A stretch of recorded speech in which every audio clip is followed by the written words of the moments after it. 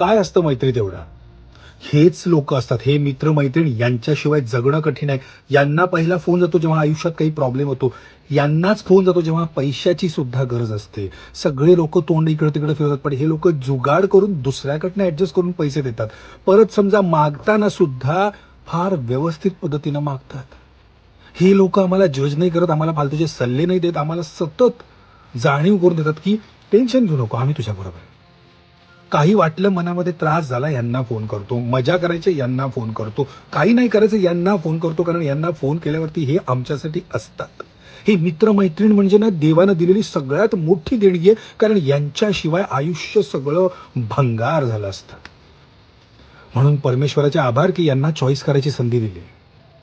त्यामुळे जे कोणी तुटलेले भेटलेले मित्रमैत्रीण तुमचे असतील, फालतू तुमच्या इगोमुळं, फालतू काही कारणामुळं, त्यांना आजच्या दिवशी हॅपी फ्रेंडशिप डे विश करून टाका. नातं परत व्यवस्थित करा. मैत्री जगातलं सगळ्यात सुंदर नातं आहे. नाद नाही करायचा आणि गमावू सुद्धा नका या मैत्रीला. आय जस्ट लव्ह मैत्री. प्रेमापेक्षा पण मैत्री बरी. Happy friendship day.